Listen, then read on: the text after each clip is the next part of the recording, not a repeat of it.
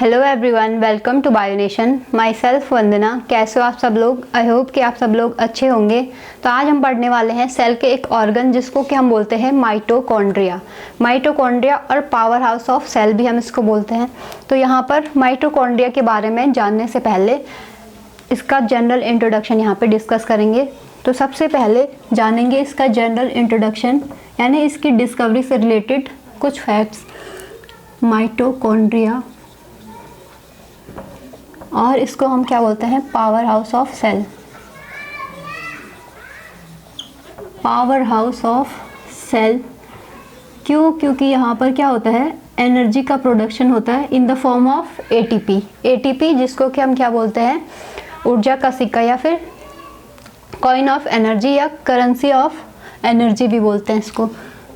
तो यहाँ पे सबसे पहले जो माइटोकॉन्ड्रिया को जिन्होंने खोजा, या फिर जब इस स्ट्रक्चर को सबसे पहले जो साइंटिस्ट हुए हमारे कोलिकर, तो कोलिकर नाम के साइंटिस्ट ने क्या किया? माइटोकॉन्ड्रिया को सबसे पहले देखा था, और इन्होंने इसको क्या बोला? सार्कोसोम बोला।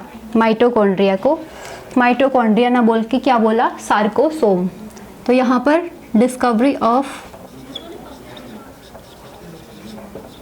माइटोकॉन्ड्रिया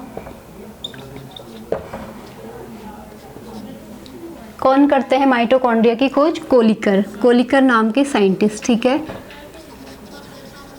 कोलिकर ने 1850 में माइटोकॉन्ड्रिया को डिस्कवर किया। तो इन्होंने वहाँ पे ये नहीं बोला कि ये क्या है? माइटोकॉन्ड्रिया है, बल्कि इसको एक दूसरा नाम दिया। क्या बोला कि ये क्या है? सार्कोसोम है। माइटोकॉन्ड्रिया को डिस्क्राइब किया इन्होंने एज अ सार्कोसोम। क्या बोला? सार्कोसोम। सार्कोसोम। अब ये रही डिस्कवरी की बात। अब क्या होता है, यहाँ पे एक दूसरे साइंटिस्ट है हमारे, साइंटिस्ट का नाम है बेंडा।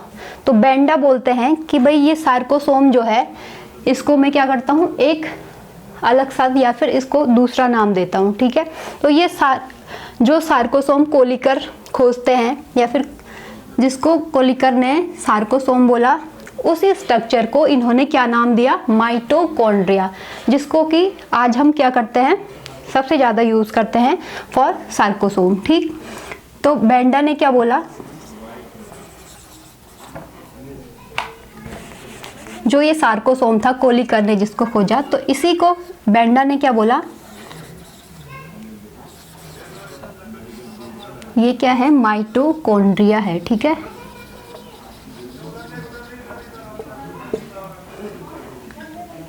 अब यहाँ पे जो माइटोकॉन्ड्रिया है, ठीक है, ये टर्म आ चुका था, और किसने दिया ये टर्म? बेंडा ने। अब क्या होता है, यहाँ पे एक दूसरे साइंटिस्ट आते हैं, वो भी क्या करते हैं? इस स्ट्रक्चर को एक नाम देते हैं। तो यहाँ पे कई बार एग्जाम में पूछ लिया जाता है कि बायोप्लास्ट या फिर माइटोकॉन्ड्रिया को बायोप्लास्ट किसने कहा था, या फिर कौन से वो साइंटिस्ट थे जिन्होंने माइटोकॉन्ड्रिया को एज अ बायोप्लास्ट डिस्क्राइब किया। ठीक, तो यहाँ पे साइंटिस्ट का नाम है हमारे अल्टमान। क्या है? अल्टमान नाम के जो साइंटिस्ट है हमारे, इन्होंने माइटोकॉन्ड्रिया को ही क्या बोला? इट इज अ बायोप्लास्ट, यानी ये क्या है? बायोप्लास्ट है। माइटोकॉन्ड्रिया ना बोल के इसको बोला बायोप्लास्ट। ठीक, तो यहाँ पे हमारे 3 पॉइंट क्लियर हो जाने चाहिए। सबसे पहले जो डिस्कवरी की माइटोकॉन्ड्रिया की, वो किसने की? कोलिकर ने इन 1850। इसके बाद जब ये डिस्कवरी करते हैं माइटोकॉन्ड्रिया की, तो ये इसको माइटोकॉन्ड्रिया ना बोल के क्या बोलते हैं? सार्कोसोम बोलते हैं। अब यहाँ पे सार्कोसोम को ही जो माइटोकॉन्ड्रिया, अब हम क्या करते हैं? यूज़ करते हैं इस टर्म को किसके लिए? जो ये सार्कोसोम खोजा था कोलिकर ने। तो ये क्या है? सबसे इसका फेमस, या फिर जो सबसे ज़्यादा यूज़ में आता है माइटोकॉन्ड्रिया जो वर्ड है, वो किसने दिया? बेंडा नाम के साइंटिस्ट ने। किसने दिया? बेंडा ने। ठीक है, यहाँ पे कोलिकर हैं, और जो नाम देते हैं माइटोकॉन्ड्रिया को वो है बेंडा। अब यहाँ पे बायोप्लास्ट, माइटोकॉन्ड्रिया को ही क्या बोलते हैं? बायोप्लास्ट भी, और ये नाम दिया है अल्टमान ने। ठीक है, तो ये क्या है? ये एक्स्ट्रा इंपॉर्टेंट बोल सकते हो आप इसको। अल्टमान ने क्या बोला? बायोप्लास्ट बोला। किसको? माइटोकॉन्ड्रिया को। तो यहाँ पे ये चीज़ क्लियर हुई। अब आगे बढ़ते हैं। यहाँ पे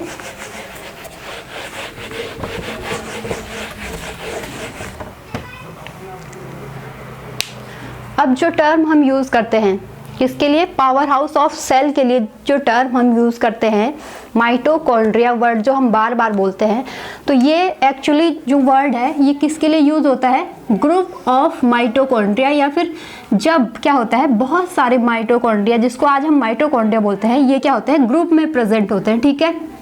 तो इसको हम बोलते हैं माइटोकॉन्ड्रिया। बोलने का मतलब है कि जो माइटोकॉन्ड्रिया वर्ड है वो क्या है, इसका प्लूरल फॉर्म है, जबकि एक सिंगली जब ये स्ट्रक्चर प्रेजेंट होता है कहीं पे, ठीक है। तो अभी डायग्राम इतना डीपली या फिर इतना सही से हम बनाएंगे नहीं क्योंकि और चीज़ें भी हमें आगे पढ़नी है। तो ये क्या है, जो ग्रुप ऑफ स्ट्रक्चर है जिसको कि हम पावर हाउस ऑफ सेल या फिर माइटोकॉन्ड्रिया का जब ग्रुप में होते हैं तब हम इसको माइटोकॉन्ड्रिया बोलते हैं, लेकिन जब सिंगली माइटोकॉन्ड्रिया कहीं पे प्रेजेंट होगा तो हम इसको माइटोकॉन्ड्रिया ना बोल के क्या बोलते हैं, इट इज़ अ माइटोकॉन्ड्रियन। क्या बोलते हैं, माइटोकॉन्ड्रियन, ठीक है। अब यहाँ पे जो माइटोकॉन्ड्रिया टर्म है, ठीक है, हमारा माइटोकॉन्ड्रिया क्या है, ये टर्म है जो माइटोकॉन्ड्रिया, ठीक है। तो ये बना हुआ है ग्रीक के दो वर्ड से मिलके, ठीक है, माइटोस प्लस कॉन्ड्रियन, ठीक है, माइटोस प्लस कॉन्ड्रियन।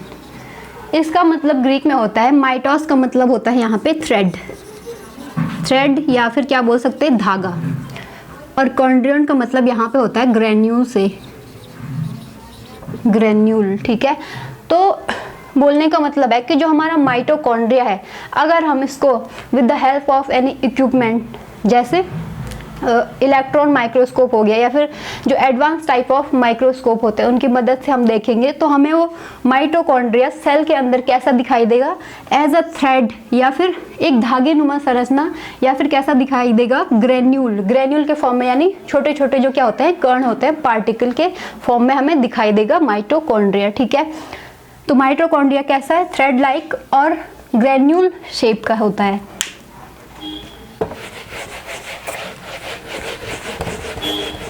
तो माइटोकॉन्ड्रिया देखने को कहाँ पे मिलता है, सेल के अंदर जो साइटोप्लाज्म होता है वहाँ पे हमें माइटोकॉन्ड्रिया देखने को मिलेगा। अब इसके बाद जो माइटोकॉन्ड्रिया होता है वो सारी की सारी जितनी भी क्या है हमारी living cells, it means animal और जो प्लांट्स की सेल होती हैं वहाँ पे माइटोकॉन्ड्रिया प्रेजेंट होगा। या फिर आप ऐसे बोल सकते हो कि जो ये सेल ऑर्गन है माइटोकॉन्ड्रिया, ये क्या है, एक advance type of cell organ है। इट मीन्स कि ये जो हमारी क्या बोल सकते हैं पूरी तरह विकसित या फिर वेल डेवलप्ड क्या होती है जो सेल होती हैं वहीं पे माइटोकॉन्ड्रिया प्रेजेंट होता है। तो लगभग सारी की सारी जो क्या है एनिमल और प्लांट सेल होती हैं, found in all animal and plant cell. तो सारी की सारी जो एनिमल और प्लांट्स की सेल होंगी वहाँ पे प्रेजेंट होता है माइटोकॉन्ड्रिया, और एक एडवांस टाइप ऑफ ऑर्गन है सेल का। तो ऑब्वियस सी बात है कि यूकैरियोटिक जो सेल्स होती हैं वहाँ पे माइटोकॉन्ड्रिया प्रेजेंट होता है। बट जैसा कि हम क्या बोलते हैं बायोलॉजी, जब स्टार्ट में हम बायोलॉजी को पढ़ते हैं या फिर अगर आपने पढ़ा होगा तो बायोलॉजी को क्या बोलते हैं, साइंस ऑफ एक्सेप्शन, यानी अपवादों का विज्ञान। तो माइटोकॉन्ड्रिया भी इससे अछूता नहीं है यहाँ पे। इट मीन्स कि माइटोकॉन्ड्रिया भी क्या करता है, फुल्ली सपोर्ट करता है किसको, बायोलॉजी को, और यहाँ पे भी क्या है एक्सेप्शन है। अभी हमने बोला कि सारी की सारी जो एनिमल और प्लांट की सेल होंगी वहाँ पे प्रेजेंट होगा, लेकिन यहाँ पे क्या है कुछ एक्सेप्शन भी हैं। तो एक्सेप्शन है हमारे यहाँ पे, जैसे जो बैक्टीरिया की सेल होती है, बैक्टीरिया यानी बैक्टीरियल सेल, बैक्टीरिया की सेल हो गई, या फिर जो हमारी क्या होती है फंजाई, जिसको कि हम हिंदी में क्या बोलते हैं कवक, और क्या बोलते हैं इसको फफूंद भी बोलते हैं, ठीक है।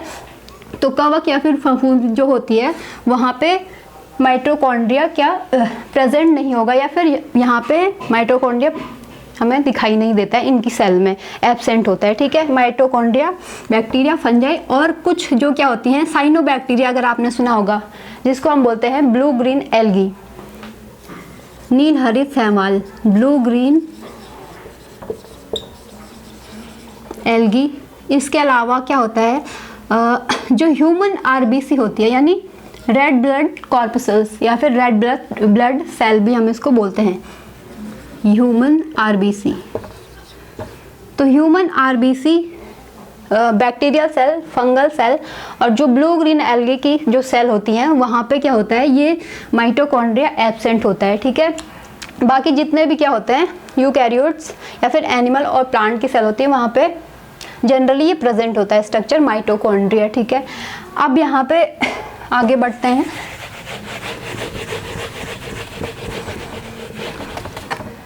तो जो माइटोकॉन्ड्रिया का क्या होता है शेप और साइज, तो शेप और साइज में भी ये क्या करता है वेरी करता है in one organism to other, या फिर जैसे जो हमारी क्या होती हैं अलग अलग टाइप की जो सेल्स होती हैं तो उनमें अलग अलग टाइप के अलग अलग शेप और साइज के माइटोकॉन्ड्रिया देखने को मिल सकते हैं, ठीक है। तो शेप इसका क्या होता है, इसको बोलते हैं हम, ये क्या होता है प्लियोमॉर्फिज्म शो करता है, प्लियोमॉर्फिज्म। इसका मतलब होता है very in shape and size, यानी जो माइटोकॉन्ड्रिया होता है इसमें क्या होता है डिफरेंट शेप और डिफरेंट साइज के माइटोकॉन्ड्रिया एक सेल के अलग अलग टाइप की जो सेल होती हैं उनमें हमें देखने को मिल जाते हैं, ठीक है। तो इनका शेप जनरली कैसा होता है रॉड शेप्ड मतलब कुछ इस टाइप से आपको देखने को मिल जाएगा, ठीक है। इसके बाद ये क्या हो सकते हैं फिलामेंटस हो सकते हैं, या फिर एक फिलामेंट के फॉर्म में हो सकते हैं, ठीक है। तो फिलामेंटस फॉर्म में आपको देखने को मिल सकता है माइटोकॉन्ड्रिया। अब इसके अलावा जो माइटोकॉन्ड्रिया का साइज होता है, ठीक है, तो साइज इसका क्या करता है वेरी करता है, या फिर अलग अलग साइज देखने को मिल सकता है अलग अलग टाइप की सेल्स में, ठीक है। तो इसका साइज मेनली क्या होता है यहाँ पे डायमीटर, यानी इसकी जो चौड़ाई होती है 0.2 to 6 माइक्रोमीटर तक हो सकती है, ठीक है। तो 0.2 to 6 माइक्रोमीटर तक इसकी क्या डायमीटर हो सकती है, चौड़ाई हो सकती है। और जो इसकी लेंथ होती है माइटोकॉन्ड्रिया की अप्रॉक्सीमेटली इसकी लेंथ क्या होगी 5 से और 10 माइक्रोमीटर तक क्या हो सकता है ये लंबाई में हो सकता है माइटोकॉन्ड्रिया, ठीक है। तो ये तो बात होगी माइटोकॉन्ड्रिया की शेप और साइज की। और शेप में ये क्या प्लियोमॉर्फिज्म शो करता है, यानी डिफरेंट शेप के माइटोकॉन्ड्रिया आपको सेल्स के अंदर देखने को मिल सकते हैं।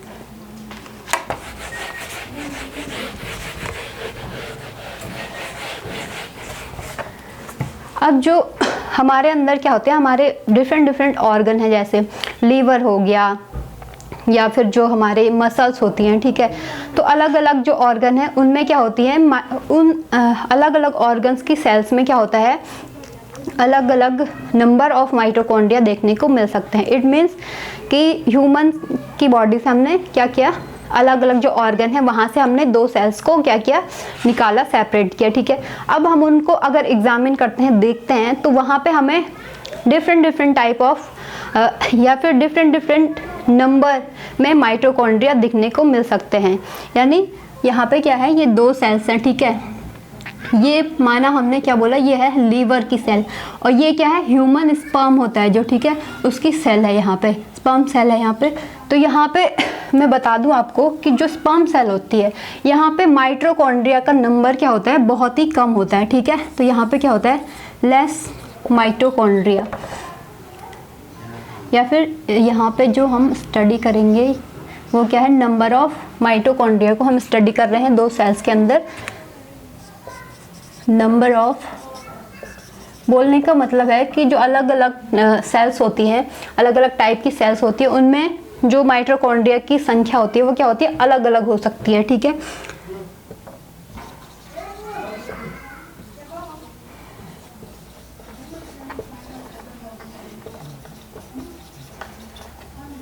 ठीक है, तो स्पर्म सेल में क्या होता है नंबर ऑफ माइटोकॉन्ड्रिया कम होते हैं, और जो लीवर सेल्स होती हैं यहाँ पे क्या होता है बहुत ही ज़्यादा high number of mitochondria. It means यहाँ पे जो माइटोकॉन्ड्रिया होंगे या फिर नंबर ऑफ माइटोकॉन्ड्रिया होगा वो बहुत ज़्यादा होता है। बहुत हाई अमाउंट में माइटोकॉन्ड्रिया लीवर सेल्स में हमें देखने को मिल जाती हैं। क्यों मिलती हैं? अब इसका भी एक रीज़न है। जो नंबर ऑफ माइटोकॉन्ड्रिया होता है वो डिपेंड करता है किसी भी सेल की मेटाबॉलिक एक्टिविटी पे। इट मीन्स जो सेल्स मेटाबॉलिकली जितनी एक्टिव होगी तो उस सेल में उतने ज़्यादा माइटोकॉन्ड्रिया होंगे। क्योंकि अगर वो कोई सेल है वो क्या मेटाबॉलिकली ज़्यादा क्या है, एक्टिव है ना, एक्टिव है, तो वहाँ पे ऑब्वियस सी बात है कि एनर्जी भी ज़्यादा कंज्यूम होगी।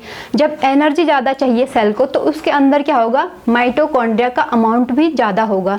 क्यों? क्योंकि एटीपी या फिर जो एनर्जी है वो कौन बनाएगा, माइटोकॉन्ड्रिया। ठीक है, तो इसीलिए जो नंबर ऑफ माइटोकॉन्ड्रिया होता है वो डिपेंड करता है सेल की मेटाबॉलिक एक्टिविटी पे। ठीक, यानी सेल कितनी एक्टिव है या फिर वहाँ पे एटीपी एनर्जी की कितनी ज़रूरत है। ठीक,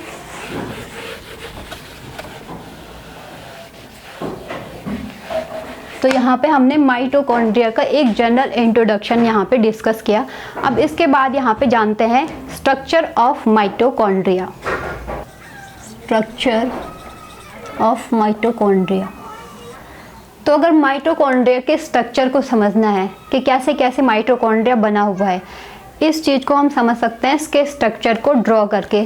तो जो क्या होता है डायग्राम, तो डायग्राम अगर हम किसी चीज़ का अच्छे से ड्रॉ करें, लेबल करें, तो हमें 50% जो नॉलेज होता है किसी भी टॉपिक का वो बायो में मतलब ऐसे होता है कि अगर हमें डायग्राम किसी चीज़ का अच्छे से हमने क्या कर लिया, उसको बना लिया, फिर लेबल कर लिया, तो हमें आधी से ज़्यादा जो इन्फॉर्मेशन होती है उस स्ट्रक्चर के बारे में वो वहीं पे हमें क्या हो जाती है, याद हो जाती है या फिर मिल जाती है। तो यहाँ पे स्ट्रक्चर को ड्रॉ करेंगे। सबसे पहले माइटोकॉन्ड्रिया का स्ट्रक्चर बनाते हैं यहाँ पे। तो माइटोकॉन्ड्रिया को बोलते हैं double membranous structure. Double membranous structure का मतलब होता है कि इस स्ट्रक्चर में क्या होंगी, दो मेम्ब्रेन्स होंगी, दो झिल्लियाँ या फिर दो परतें होंगी। ठीक है, तो सबसे पहले ये क्या हो गई हमारी आउटर लेयर। इसको हम लेबल बाद में करेंगे पर मैं ऐसे ही आपको बता देती हूँ। ठीक है, ये क्या है, आउटर लेयर है। अब इसके बाद हम इसकी इनर लेयर या फिर इनर मेम्ब्रेन, ये आउटर मेम्ब्रेन हो गई, और अब यहाँ पे क्या होती है, इनर मेम्ब्रेन होती है। तो इनर मेम्ब्रेन क्या होती है, फोल्डेड होती है, फोल्डेड स्ट्रक्चर होता है। जो इनर मेम्ब्रेन है माइटोकॉन्ड्रिया की वो कैसा है, एक फोल्डेड स्ट्रक्चर है, यानी घुमावदार या फिर वलयाकार क्या बोलते हैं, संरचना है। ठीक, तो ये क्या हो गई, माइटोकॉन्ड्रिया की इनर मेम्ब्रेन हो गई। ठीक, अब यहाँ पे क्या होता है, जो इनर मेम्ब्रेन है हमने क्या बोला, ये फोल्डेड स्ट्रक्चर है।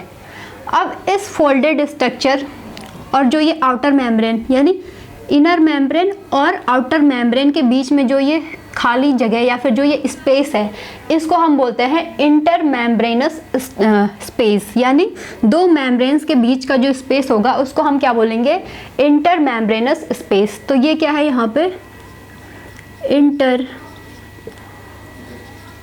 मेम्ब्रेनस स्पेस, यानी दो मेम्ब्रेन के बीच का गैप है। ठीक है, और ये क्या है हमारी, ये हो गई हमारी आउटर मेम्ब्रेन,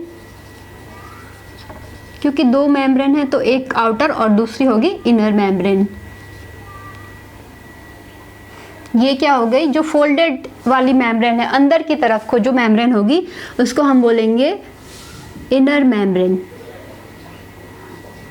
इनर मेम्ब्रेन। ठीक है, अब यहाँ पे क्या होता है, जो हमारी आउटर मेम्ब्रेन है, तो आउटर मेम्ब्रेन वैसे तो स्मूथ होती है, मतलब यहाँ पे कोई भी ज़्यादा वैसा स्ट्रक्चर नहीं प्रेजेंट होता है, पर यहाँ पे क्या होंगे, छोटे छोटे क्या होते हैं, इसको मैं थोड़ा और अच्छे से यहाँ पे बना देती हूँ। तो ये क्या है यहाँ पे, मतलब जो ये स्ट्रक्चर बनेगा, अब यहाँ पे ये क्या है, आउटर मेम्ब्रेन है। आप ऐसा समझ लो कि माइटोकॉन्ड्रिया को हमने बीचों बीच से क्या किया, कट कर लिया है, और जो ये स्ट्रक्चर है ये तब हमें ऐसे दिखाई दे रहा है। ठीक है, तो अगर हम एक माइटोकॉन्ड्रिया लें और उसको क्या करें, कट करें, ऐसे हमने कोई माइटोकॉन्ड्रिया लिया, ठीक है, माना ये क्या है, माइटोकॉन्ड्रिया है, और इसको हमने यहाँ से जो ये ब्लैक वाला पार्ट है इसको यहाँ से ऐसे काट दिया, तो हमें कुछ इस टाइप का स्ट्रक्चर दिखाई देगा। ठीक है, तो अब यहाँ पे जो आउटर मेम्ब्रेन होती है, ठीक है। तो यहाँ पे आउटर मेम्ब्रेन में क्या होगा, छोटे छोटे पोर्स होते हैं, यानी छिद्र या फिर छोटे छोटे पोर्स होते हैं, ये इस टाइप के। तो ये एक्चुअली क्या कोई पोर नहीं होते हैं, बल्कि क्या होते हैं, प्रोटीन चैनल, या फिर ऐसे बोल सकते हो कि ये जो लार्ज मॉलिक्यूल, जो बड़े क्या होते हैं, अणु होते हैं, उनके ट्रांसपोर्ट के लिए होते हैं। और इनको बोलते हैं हम, इन पोर्स को हम बोलते हैं पोरिन्स। क्या बोलते हैं, पोरिन्स। पोरिन्स या फिर ये क्या है, छोटे छोटे पोर हैं जिनको हम बोलते हैं पोरिन्स।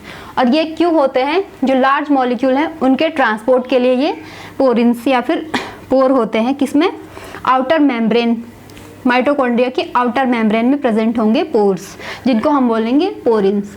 अब यहाँ पे ये चीज़ क्लियर हुई, आउटर मेम्ब्रेन, इनर मेम्ब्रेन, और ये क्या है, इंटर मेम्ब्रेनस स्पेस, ठीक। अब क्या होता है, जो ये फोल्डेड स्ट्रक्चर है इसको हम बोलते हैं क्रिस्टी। क्या बोलते हैं, क्रिस्टी। या फिर कई बार क्या होता है एग्जाम्स में, मतलब मैंने भी कई एग्ज़ाम दिए हैं, तो उन एग्ज़ाम्स में कहीं पे ऐसा पूछा गया था कि जो क्या होता है फिंगर लाइक प्रोजेक्शन, कौन सा मतलब ऐसा सेल ऑर्गन है, या ऐसे ही कुछ पूछा गया था कि फिंगर लाइक प्रोजेक्शन कौन से ऑर्गन में देखने को मिलते हैं, ठीक है। तो ये क्या है, यहाँ पे जो ये फिंगर लाइक प्रोजेक्शन, यानी कि जो हमारी ह्यूमन की जो क्या होते हैं फिंगर्स होती हैं, ठीक है, ये हमारी फिंगर्स हैं। तो ये कुछ ऐसे घुमावदार, अगर हम ऐसे इसको ड्रॉ करें इस टाइप से, ठीक है, इस टाइप से, ऐसे, तो इस टाइप से ये दिखाई देती हैं, ठीक है, ऐसे देख सकते हो आप, ऐसे, ठीक है। तो ये फिंगर लाइक प्रोजेक्शन जो होते हैं माइटोकॉन्ड्रिया में होते हैं, और इनको हम नाम देते हैं क्रिस्टी। क्या बोलते हैं, क्रिस्टी, और क्रिस्टा भी इनको बोलते हैं। क्रिस्टी और क्रिस्टा भी आप इनको बोल सकते हो। और ये क्या होते हैं, फिंगर लाइक प्रोजेक्शन। इसका मतलब ज़्यादा इसको डिस्क्राइब हम आगे करेंगे। तो यहाँ पे डायग्राम को देखना है कि इसमें कौन कौन से पर्टिकुलर स्ट्रक्चर प्रेजेंट होते हैं माइटोकॉन्ड्रिया में, ठीक। ये हो गया क्रिस्टी, ठीक है। इनर मेम्ब्रेन की जो लेयर है जिसमें फोल्डेड स्ट्रक्चर है, तो ये फोल्डेड स्ट्रक्चर को हम बोलते हैं क्रिस्टी।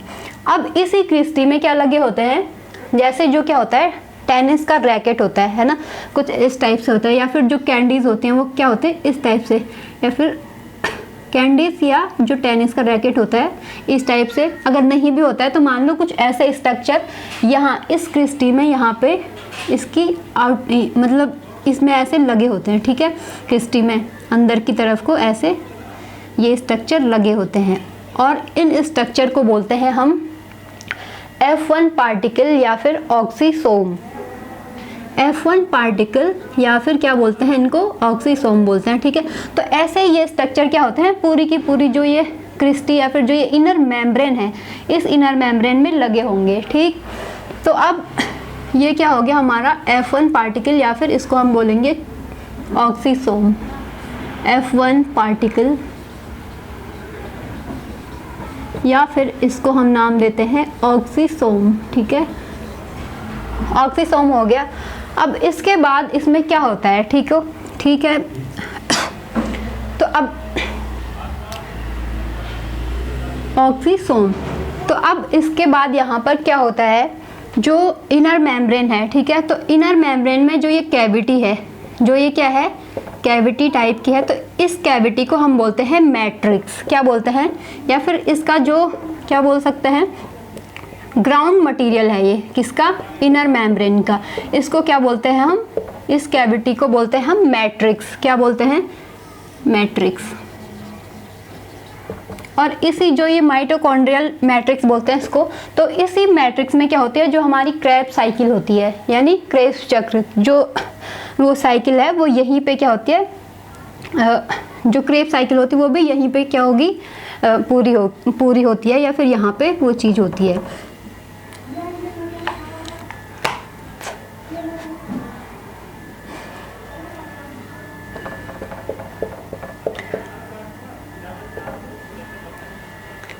तो इनर मेम्ब्रेन की जो ये कैविटी होती है इसको हम बोलते हैं मैट्रिक्स, और इसी मैट्रिक्स में क्या होता है क्रेब साइकिल होता है, ठीक है। क्रेब साइकिल की जो प्रोसेस होती है वो यहीं पर होती है। अब इसके बाद इस जो ग्राउंड सबस्टांस है ये इनर मेम्ब्रेन का, इसमें क्या होता है बहुत सारे राइबोसोम प्रेजेंट होते हैं। क्या होते हैं? राइबोसोम। तो माइटोकॉन्ड्रिया के बारे में ये चीज़ बहुत इंटरेस्टिंग है, या फिर ये एक इम्पॉर्टेंट पॉइंट है कि माइटोकॉन्ड्रिया को हम क्या बोलते हैं? सेमी ऑटोनोमस ऑर्गन, या फिर हिंदी में इसको बोलेंगे अर्ध स्वायत्त अंग। इट मीन्स कि जो माइटोकॉन्ड्रिया होता है वो इसमें अपना खुद का क्या होता है? डीएनए होता है। क्या होता है? डीएनए। क्या होगा? डीएनए होगा यहाँ पे। और कैसा डीएनए होता है? Double standard circular DNA. ठीक है, double standard circular DNA present होगा माइटोकॉन्ड्रिया में।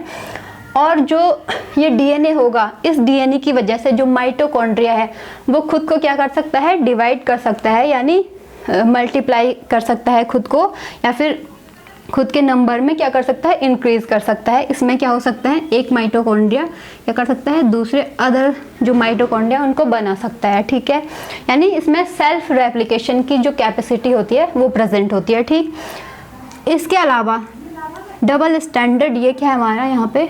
डबल स्टैंडर्ड सर्कुलर डीएनए इसमें देखने को मिलता है। डबल स्टैंडर्ड सर्कुलर डीएनए, ये इंपॉर्टेंट पॉइंट है माइटोकॉन्ड्रिया से रिलेटेड कि ये क्या है? एक सेमी ऑटोनोमस ऑर्गन है, और यहाँ पे क्या होता है? अपना खुद का डीएनए और राइबोसोम माइटोकॉन्ड्रिया के पास होता है। तो अब यहाँ पे डीएनए के अलावा यहाँ पे क्या होते हैं? राइबोसोम प्रेजेंट होते हैं। डीएनए की वजह से माइटोकॉन्ड्रिया को कौन सी क्या बोल सकते हैं? कौन सी प्रॉपर्टी मिली? रेप्लिकेशन की, सेल्फ रेप्लिकेशन की, खुद को रेप्लिकेट कर पाएगा। ठीक है, और दूसरा यहाँ पे जब राइबोसोम प्रेजेंट होंगे तो ऑब्वियस सी बात है, राइबोसोम को हम क्या बोलते हैं? Site of protein synthesis. तो ये खुद का जो प्रोटीन है, या फिर अपने लिए कुछ ऐसी प्रोटीन्स हैं जो ये खुद ही बना लेगा, बल्कि किसी अदर ऑर्गन पे डिपेंड नहीं होता है प्रोटीन के लिए, और क्या करेगा? खुद ही क्या कर लेगा? अपने लिए कुछ प्रोटीन्स को बना लेगा, राइबोसोम। तो ये स्ट्रक्चर क्या है? यहाँ पे राइबोसोम प्रेजेंट होते हैं। और जो माइटोकॉन्ड्रियल राइबोसोम होता है, या फिर जो माइटोकॉन्ड्रियल राइबोसोम होता है वो हमेशा क्या होगा? 70S type of ribosome. तो यहाँ पे ये भी एक इंटरेस्टिंग फैक्ट है माइटोकॉन्ड्रिया के बारे में कि यहाँ पे जो राइबोसोम होता है वो 70S टाइप का होता है। 70S, तो S यहाँ पे क्या होता है? स्वेडबर्ग यूनिट बोलते हैं हम इसको। तो 70S टाइप ऑफ राइबोसोम देखने को मिलेगा। जबकि क्या होता है? जो हमारी क्या है? सेल्स होती हैं। तो हमारी सेल्स में हमें कौन सा राइबोसोम देखने को मिलेगा? एक सेल के अंदर अगर राइबोसोम प्रेजेंट है तो वो क्या होगा? 80S टाइप का होगा। लेकिन उस सेल के अंदर ही क्या है? माइटोकॉन्ड्रिया प्रेजेंट है, और वो माइटोकॉन्ड्रिया क्या कंटेंट करता है, या फिर किस टाइप का राइबोसोम कंटेंट करता है? 70S टाइप का। तो ये क्या है? बहुत ही स्ट्रेंज एक फैक्ट हो गया किसके?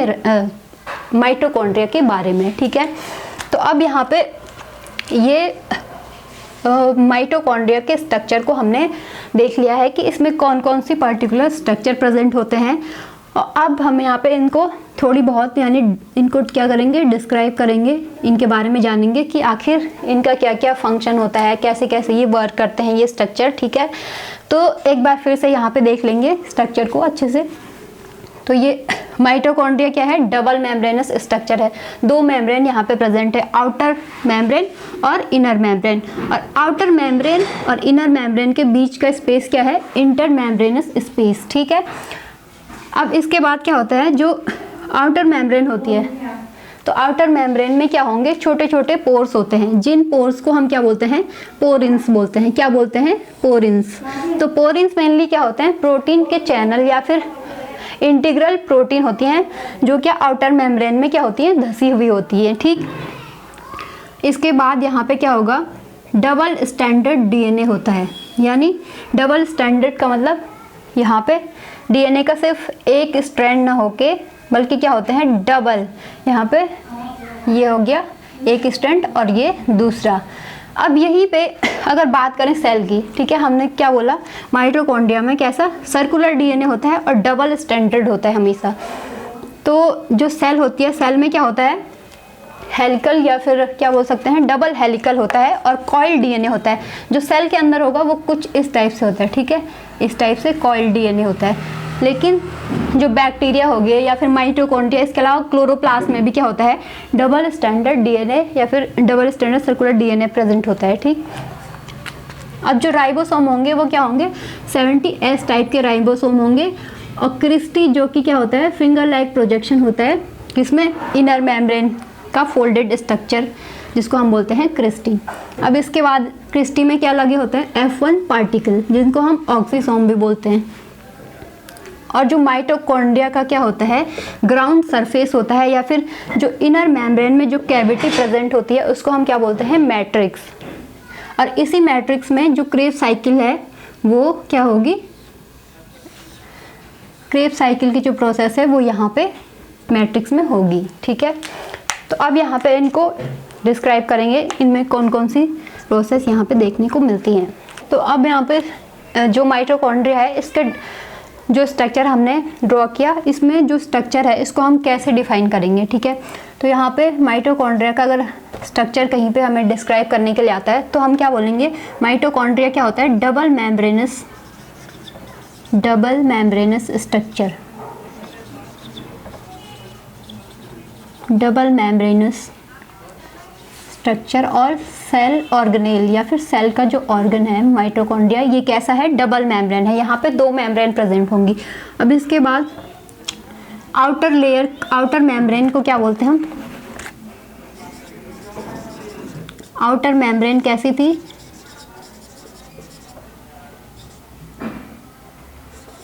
पोरस, या फिर आउटर मेम्ब्रेन में क्या थे, छोटे छोटे पोर थे और उनको हमने क्या बोला, पोरिन। ठीक है, और ये पोरिन्स क्या करते हैं, transport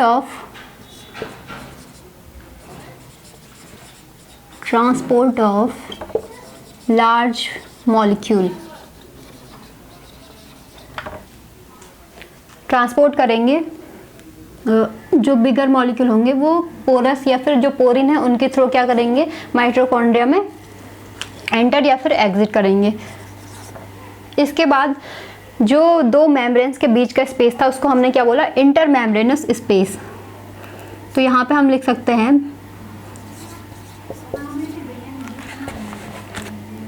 to membranes are separated by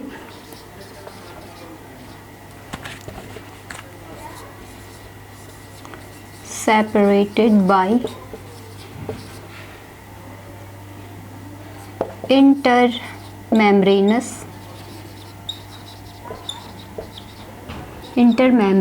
space। ठीक है, तो ये यहाँ पे 3 पॉइंट्स को हमने डिस्क्राइब कर लिया। सबसे पहले डबल मेम्ब्रेनस होगा इसका स्ट्रक्चर और 2 मेम्ब्रेन होंगे आउटर और इनर। तो आउटर मेम्ब्रेन कैसी होती है, पोरस, यानी इसमें छोटे छोटे पोर्स होते हैं, तो पोर जिनमें होते हैं उसको हम बोलते हैं पोरस। इसके बाद जो वो पोर्स होते हैं उनको हम बोलते हैं पोरिन। इन पोर्स को हम क्या बोलते हैं, पोरिन बोलते हैं, वो जो छोटे छोटे पोर हैं। और इनके थ्रू क्या होगा, ट्रांसपोर्ट ऑफ लार्ज मॉलिक्यूल।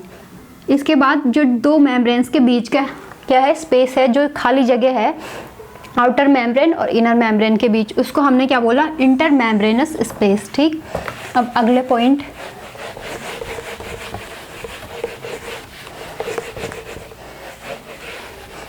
तो यहाँ पे हमने क्या पढ़ा, मैट्रिक्स।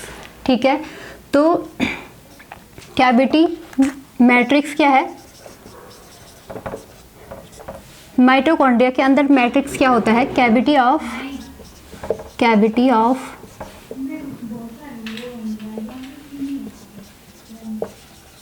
इनर मेम्ब्रेन या फिर कैविटी इन इनर मेम्ब्रेन, यानी जो अंदर क्या है, जो अंदर की तरफ को जो झिल्ली है उसमें जो क्या है, कैविटी है, उसको हम बोलते हैं मैट्रिक्स। ठीक है, और इसी मैट्रिक्स में क्या होता है, क्रेब साइकिल्स, जो क्या होती है, क्रेब साइकिल। तो क्रेब साइकिल की प्रोसेस कहाँ पे चलती है, माइटोकॉन्ड्रिया के मैट्रिक्स में ही चलती है। अब इसके बाद इनर मेम्ब्रेन क्या होती है, फोल्डेड होती है। कैसी होती है, इनर मेम्ब्रेन फोल्डेड।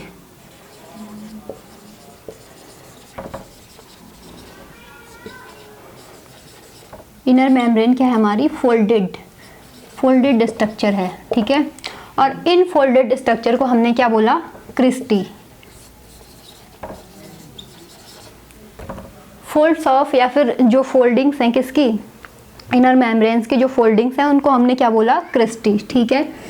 यानी इनर मेम्ब्रेन क्या हो जाती है, फोल्ड हो जाती है और उन फोल्ड्स को हमने बोला क्रिस्टी। कई बार इनको क्या बोलते हैं, क्रिस्टी को, ये क्या है, फिंगर लाइक प्रोजेक्शन है, ठीक है, यानी उंगलियों के समान दिखने वाली संरचना, finger like projection.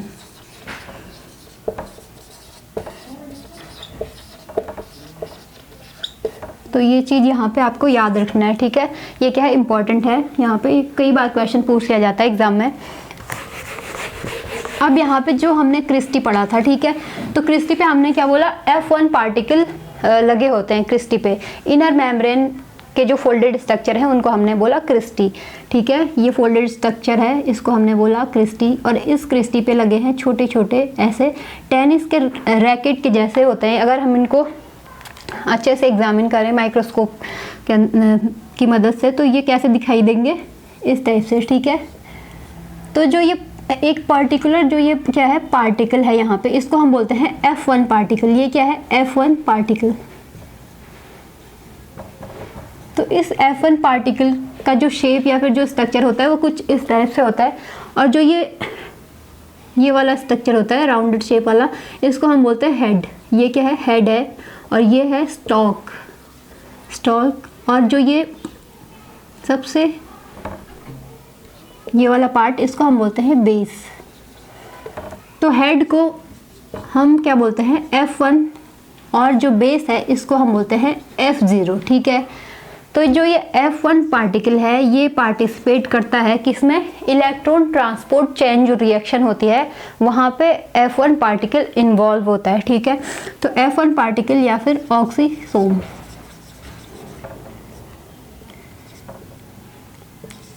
Electron transport chain में, इलेक्ट्रॉन ट्रांसपोर्ट चेन में इन्वॉल्व होगा। सॉरी, जो F1 पार्टिकल है ये क्या करेगा, इलेक्ट्रॉन ट्रांसपोर्ट चेन में मदद करेगा, या फिर उसमें क्या होता है, इसका रोल होता है F1 पार्टिकल का। अब इसके बाद इस प्रोसेस के अलावा यहाँ पे क्या होती है, जो ऑक्सीडेटिव फॉस्फोराइलेशन होता है, ऑक्सीडेटिव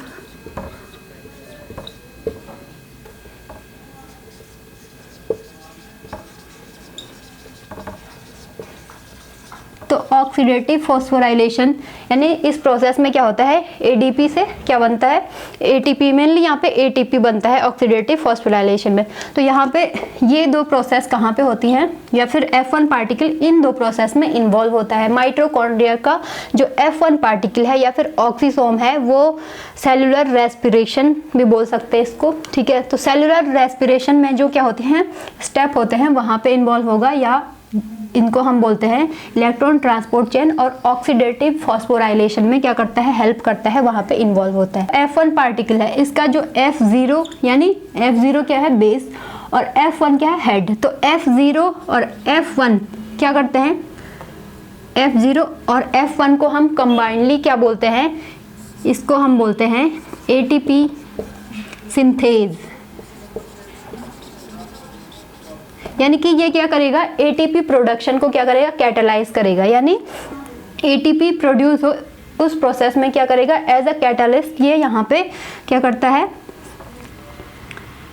इसकी भूमिका होती है एटीपी के प्रोडक्शन या फिर एटीपी जनरेशन में। ये एटीपी सिंथेज नाम का जो एंजाइम होता है वो क्या होता है, मेनली F0 और F1 को कंबाइनली, जब ये दोनों क्या होते हैं आपस में कंबाइन होंगे तो ये कहलाएगा एटीपी सिंथेज, ठीक है, जो कि मदद करेंगे एटीपी प्रोडक्शन में।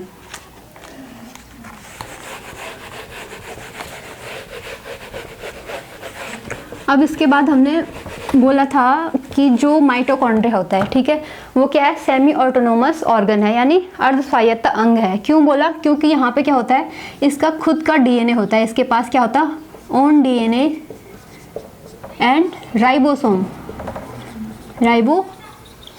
तो डीएनए होने से इसके डीएनए भी कैसा होगा, डबल स्टैंडर्ड और सर्कुलर डीएनए होता है। क्या होता है, हमेशा ये चीज़ याद रखना क्योंकि ये कई बार पूछ लिया जाता है एग्जाम में। डबल स्टैंडर्ड, इसको शॉर्ट में ही लिख देते हैं, क्या होता है ये, डबल स्टैंडर्ड और सर्कुलर डीएनए। जबकि जो हमारा यानी सेल के अंदर का डीएनए होता है, जो न्यूक्लियस के अंदर डीएनए होता है, वो कैसा होता है, डबल हेलिकल और कॉइल डीएनए होता है, ठीक है, सर्कुलर डीएनए। तो इस सर्कुलर डीएनए या फिर डीएनए होने की वजह से जो माइटोकॉन्ड्रिया है वो क्या कर सकता है, खुद को सेल्फ रेप्लिकेट कर सकता है, खुद को मल्टीप्लाई कर सकता है, यानी एक माइटोकॉन्ड्रिया दूसरा माइटोकॉन्ड्रिया बना सकता है। इसको सेल पे डिपेंड होने की ज़रूरत नहीं पड़ती है डिवाइड होने के लिए, ठीक। तो डबल स्टैंडर्ड डीएनए होगा। और राइबोसोम, तो राइबोसोम होने की वजह से ये क्या कर सकता है, प्रोटीन सिंथेसिस का काम कर सकता है, या फिर अपने लिए कुछ प्रोटीन्स का निर्माण खुद ही कर सकता है, ठीक। तो इसको प्रोटीन के लिए भी ये दूसरों पे निर्भर ना होकर क्या होता है, खुद ही प्रोटीन को बना लेता है। तो इसीलिए क्या बोलते हैं माइटोकॉन्ड्रिया को, सेमी ऑटोनोमस ऑर्गन।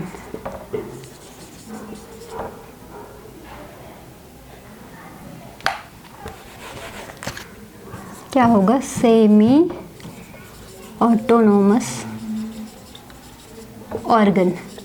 तो सेल के अंदर क्या है, दो ऐसे ऑर्गन हैं जिनको हम क्या बोलते हैं, सेमी ऑटोनोमस ऑर्गन, यानी जो क्या है खुद को रेप्लिकेट कर पाएंगे और खुद को मल्टीप्लाई कर सकते हैं, यानी अपनी इनको डिवाइड होने के लिए सेल पे डिपेंड ना होके ये क्या कर सकते हैं, जब इनको डिवाइड होना होगा तो ये खुद ही क्या करेंगे, अपना नंबर बढ़ा सकते हैं, ठीक है। तो ये क्या है, सेमी ऑटोनोमस ऑर्गन है। माइटोकॉन्ड्रिया को बायोप्लास्ट भी बोलते हैं। तो ये क्या कर सकता है, खुद को रेप्लिकेट कर सकता है। इसमें क्या होता है, सेल्फ रेप्लिकेशन की कैपेसिटी होती है, यानी सेल्फ रेप्लिकेशन यानी ये खुद ब खुद क्या हो सकता है, डिवाइड हो सकता है। इसको डिवाइड होने के लिए सेल पे डिपेंड नहीं होता है, इसीलिए इसको क्या बोलते हैं, सेमी ऑटोनोमस, यानी अर्ध स्वायत्त अंग। इसका मतलब होता है कि ये क्या है, कहीं ना कहीं सेल्फ डिपेंड है, किसके लिए, डिवीजन या फिर डिवाइड करने के लिए। तो एक माइटोकॉन्ड्रिया, इसका मतलब हुआ कि माइटोकॉन्ड्रिया क्या कर सकता है, खुद को डिवाइड कर सकता है और यानी डॉटर माइटोकॉन्ड्रियाज को बना सकता है, ठीक है। तो इसी टाइप से और माइटोकॉन्ड्रिया बना सकता है, यानी ये अपने नंबर में इंक्रीज कर सकता है खुद ही, और सेल पे डिपेंड ना होकर ये क्या करता है, खुद रेप्लिकेट करता है, ठीक। तो ऐसे ही क्लोरोप्लास्ट भी क्या है, एक सेमी ऑटोनोमस ऑर्गन है सेल का। अब यहाँ पे बात करते हैं फंक्शन ऑफ माइटोकॉन्ड्रिया। एक सेल के अंदर माइटोकॉन्ड्रिया पर्टिकुलरली कौन से वो फंक्शन करता है, कौन से वर्क करता है, इस चीज को देखेंगे यहाँ पे। Function of mitochondria, function of mitochondria. तो जो हमारा माइटोकॉन्ड्रिया है, जैसे कि हमने इसको स्टार्टिंग में बोला था, क्या है, पावर हाउस ऑफ सेल। तो क्या करेगा, पावर का मतलब है एनर्जी यहाँ पे, ठीक है। तो ये एनर्जी का प्रोडक्शन करता है, क्या करता है, सबसे जो प्राइमरी वर्क है इसका वो क्या है, प्रोडक्शन ऑफ एनर्जी। और किसके फॉर्म में बनाएगा एनर्जी को, ATP, adenosine triphosphate, production of ATP, या फिर एटीपी को ही हम क्या बोलते हैं, एनर्जी, ठीक है। एनर्जी का सिक्का या फिर currency of energy, coin of energy बोलते हैं हम किसको, एटीपी को, ठीक है। तो इसको हम क्या बोलेंगे, ये क्या करता है, प्रोडक्शन ऑफ एनर्जी, ऊर्जा का निर्माण in the form of ATP, ठीक है। एटीपी क्या होता है, एडिनोसिन ट्राइफॉस्फेट, 3 फॉस्फेट यहाँ पे जुड़े होते हैं एडिनोसिन से, ठीक है। ये क्या है, शुगर है एक। अब इसके बाद इसका जो प्राइमरी वर्क के अलावा भी ये कुछ और वर्क भी करता है। मेन जो या फिर क्या बोल सकते हैं, सबसे इम्पॉर्टेंट जो वर्क है इसका वो क्या है कि एनर्जी को बनाए, कहाँ पे, सेल के अंदर। तो सेल के अंदर ये एनर्जी कैसे बनाता है, फूड का ऑक्सीडेशन, या फिर क्या बोलेंगे, जो हमारा फूड होता है ग्लूकोज के फॉर्म में, ग्लूकोज का ब्रेक डाउन करता है और क्या बनाता है वहाँ पे, कार्बन डाइऑक्साइड, वाटर और एटीपी बनाता है, ठीक है। तो यहाँ पे ये क्या करेगा, यहाँ पे क्या होगा, कैसे बनाता है ये जो एनर्जी है वो कैसे बनाता है माइटोकॉन्ड्रिया। माइटोकॉन्ड्रिया में क्या होता है, सेल्यूलर रेस्पिरेशन, क्या होता है, सेल्यूलर रेस्पिरेशन, ठीक है। तो सेल्यूलर रेस्पिरेशन में क्या होगा, यहाँ पे C6H12O6 और यहाँ पे क्या होगा, इसका ऑक्सीडेशन होगा, ये क्या होगी, ऑक्सीजन। तो यहाँ पे ऑक्सीडेशन, तो ऑक्सीडेशन प्रोसेस में क्या होगा, ग्लूकोज का ब्रेक डाउन होगा यहाँ पे with presence of oxygen.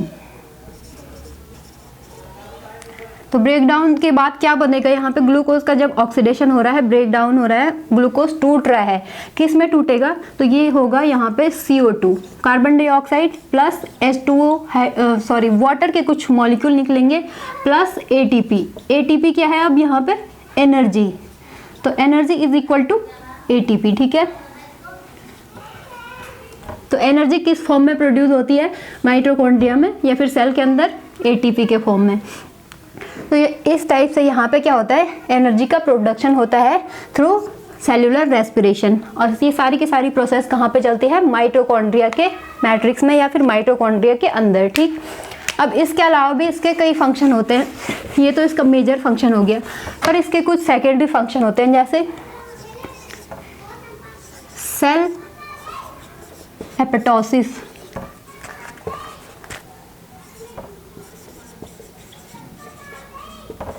Cell apoptosis बोलते हैं हम सेल डेथ को, या फिर प्रोग्राम्ड सेल डेथ, यानी जब सेल क्या हो रही है, जानबूझकर क्या करती है, डेथ करती है। यानी जब कुछ सेल्स क्या होती हैं, हमारी जो अदर सेल होती हैं या फिर कुछ स्ट्रक्चर होते हैं जो किसी सेल को, किसी पर्टिकुलर या फिर स्पेसिफिक सेल को जो क्या हो जाती हैं, हमारे काम की नहीं है, या फिर जिनका हमारे शरीर में क्या हो जाता है, एज अ वेस्ट वो वहाँ पे प्रेजेंट होती हैं, या फिर डैमेज जो सेल होती हैं, तो उन सेल को जिस प्रोसेस के थ्रू क्या होता है, डेथ कराया जाता है अदर सेल्स या फिर अदर स्ट्रक्चर के थ्रू, तो उस प्रोसेस को हम बोलते हैं सेल एपोप्टोसिस, या फिर इसको हम बोलते हैं सेल डेथ भी बोलते हैं।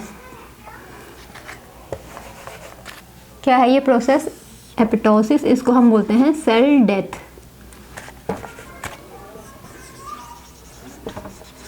सेल डेथ या फिर प्रोग्राम्ड सेल डेथ। प्रोग्राम्ड का मतलब क्या है, जो पहले से प्री प्लान्ड है, मतलब कोई चीज़ कि भाई ये जो सेल है, जो ये पर्टिकुलर चीज़ है, इसको क्या करना है, ख़त्म करना है। क्यों, क्योंकि वो हमारे शरीर या फिर हमारी जो क्या है, हमारा पूरा शरीर है, हमारी बॉडी है, तो उसके काम की नहीं है, तो उसको बोलते हैं सेल डेथ, ठीक। अब एक और फंक्शन यहाँ पे क्या होता है, ये कैल्शियम आयन जो होता है, क्या होता है, कैल्शियम Ca2+, तो कैल्शियम आयन बैलेंस का काम भी करता है हमारा माइटोकॉन्ड्रिया, ठीक है। सेल के अंदर क्या करेगा, कैल्शियम आयन को बैलेंस करेगा, ठीक। अब इसके अलावा बहुत सारे फंक्शन है इसके, जैसे इसमें हमारे क्या होता है, श्वसन तंत्र। तो श्वसन तंत्र से रिलेटेड जितनी भी क्या होती हैं, रिएक्शंस होती हैं, उसमें जो एंजाइम्स यूज होते हैं, तो वो मेनली कहाँ पे प्रेजेंट होते हैं, माइटोकॉन्ड्रिया के मैट्रिक्स पे, या फिर माइटोकॉन्ड्रिया के अंदर ही वो रेस्पिरेटरी या फिर कैटाबॉलिक एंजाइम प्रेजेंट होते हैं, ठीक है। तो ये क्या करता है, कंटेन करता है रेस्पिरेटरी कैटाबॉलिक एंजाइम, ठीक है। तो ये क्या हो गया, इसके कुछ फंक्शन हो गए।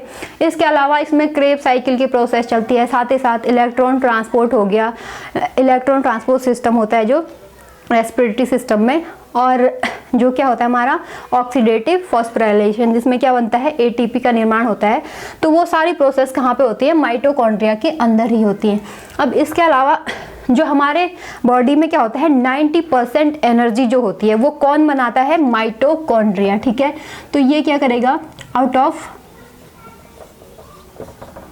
100% एनर्जी, ठीक है,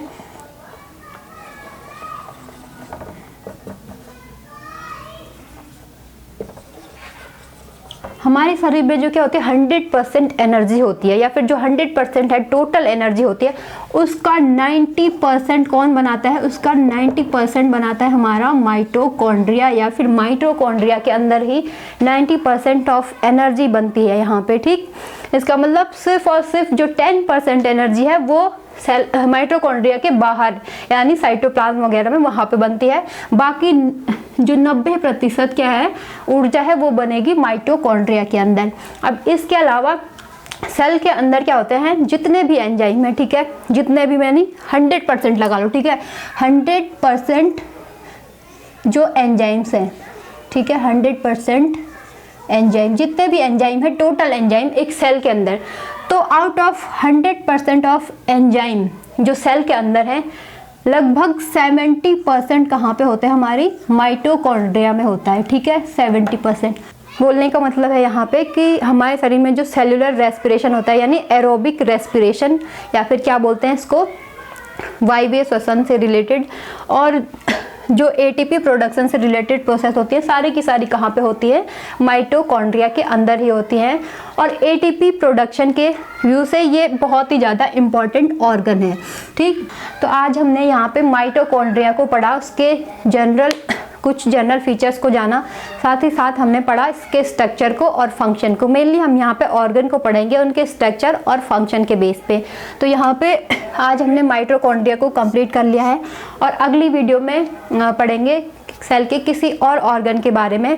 तो अगर आपको माइटोकॉन्ड्रिया के ऊपर हमारी ये वीडियो पसंद आई हो तो वीडियो को लाइक करें, शेयर करें, कमेंट करें, और अगर आपने चैनल को अभी तक सब्सक्राइब ना किया हो तो चैनल को सब्सक्राइब जरूर कर लेना। Thank you.